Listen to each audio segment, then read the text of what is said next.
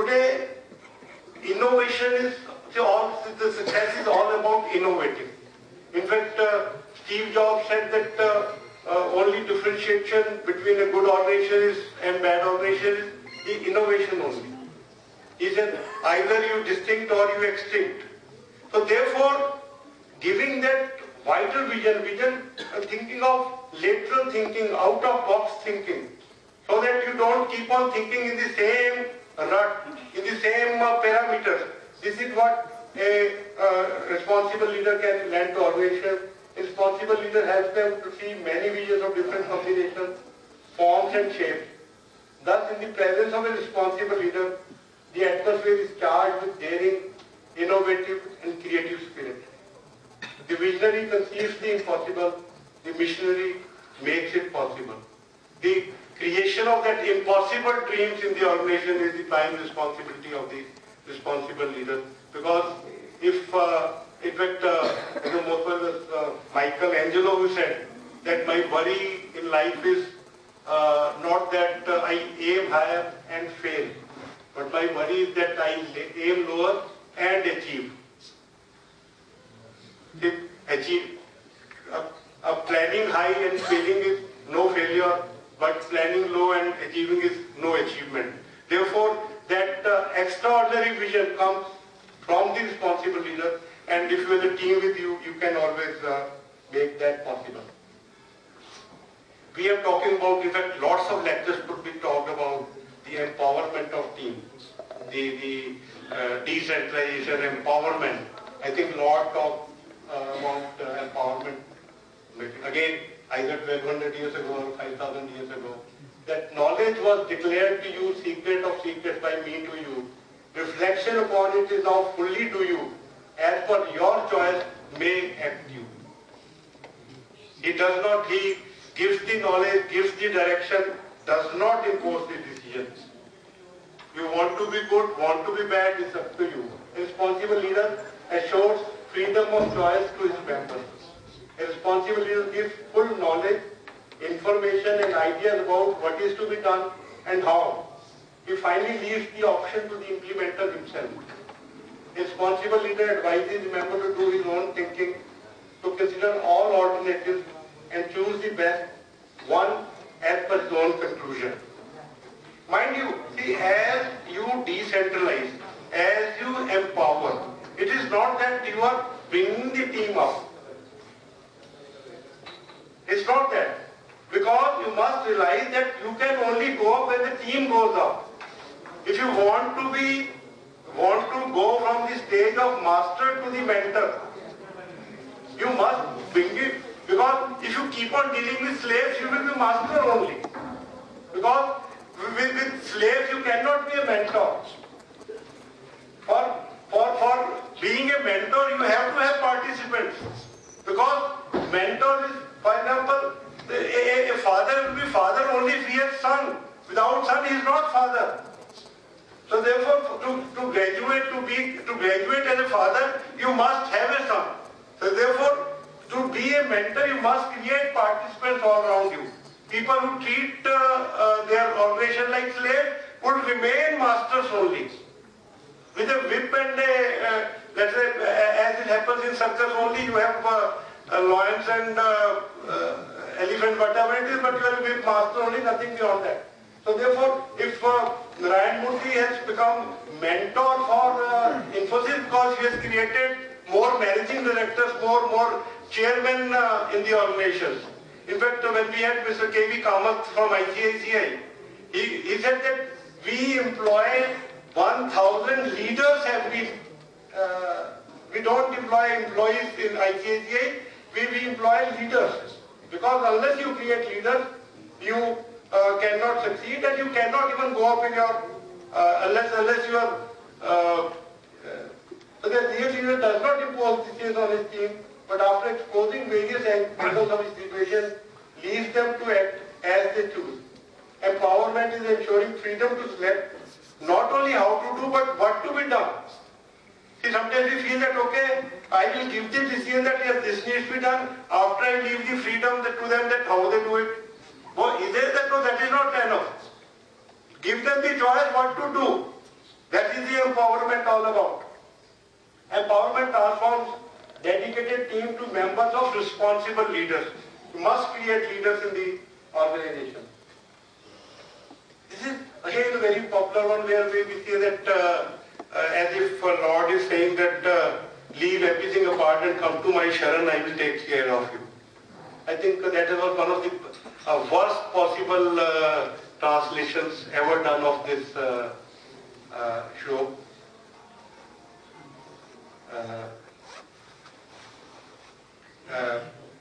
If a responsible leader says that keep on doing whatever you do with best of intentions, best of efforts.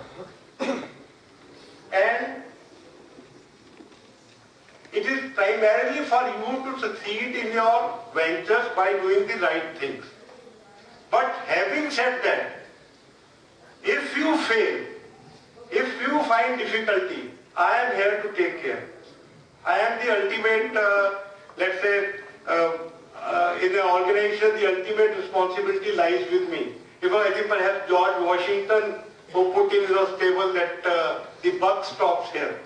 So somebody has to be there who says, okay, buck stops here. There's nothing beyond this, that, and if that kind of insurance you can create in the organization where the team feels that, okay, I am trying, but even if I fail, if there is a person who will take care of the entire thing. But responsibility sometimes bottom down. Although somebody rang up an office in the morning and somebody picked up the telephone. So the caller says that I want to speak to somebody responsible in the organization. Somebody responsible in the organization. That was the call. So the person who received the call, he said that if you mean that a person who is held responsible for anything going wrong in the organization, you are talking to the right person because I am the peon here. So therefore, if anything goes wrong, I am held responsible. सुबह right from की कुर्सी नहीं लगी और वो झाड़न नहीं हुआ और कोई फेलियर होगी तो पियन को पकड़ लो बेचारे को. Basically, so therefore depends. But I think this says that no leader has to be the ultimate responsible leader. Reassurance and the team member, and because unless that assurance, that insurance is there, that okay, if nothing succeeds, I am there. Come on, don't bother. And you must have seen.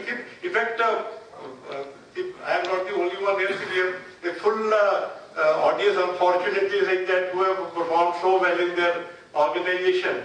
I think you will bear me out that once you create that situation where people know that, okay, here is a man, if nothing works, he'll take care of whatever is required. Gives lots of confidence. So therefore, responsible leader, the leader assurance works as an insurance, and there is a continuous feeling that even if everything is lost, nothing is lost. The courage and conviction of the responsible leadership and the team is the foundation rock of victorious team. When there is no way, the leader is the way.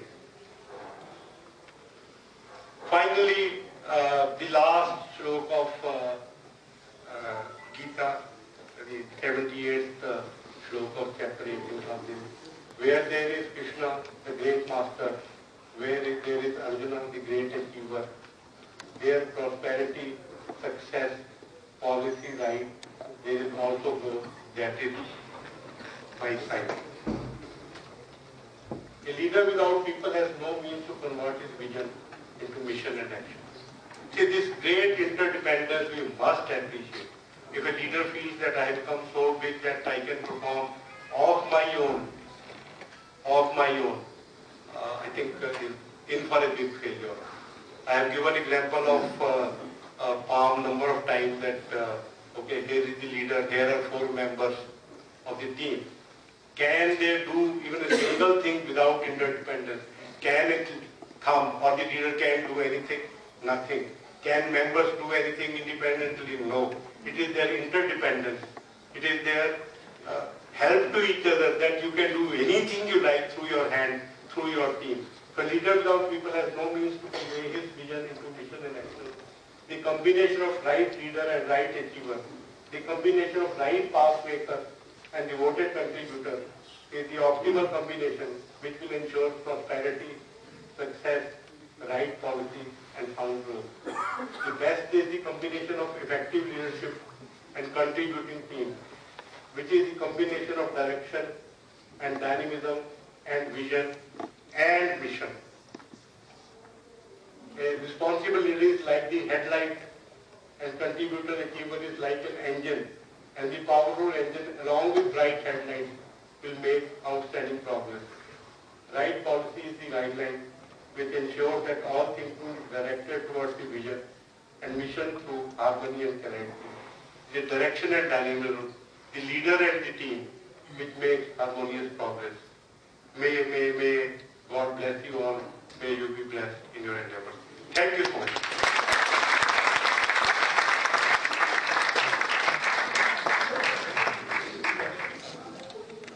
And as I said earlier also, questions are your right. Answer or not to answer is mine, so I think you will. I think it was a marvelous insight into the management, what kind of leader one should be. And a lot of wisdom, I think, we got from you. I must thank you for this. One thing, which always comes to my mind whenever we look at something like this is that this wisdom which we get in the Turner, it has stood the test of the time, as you rightly said at the beginning.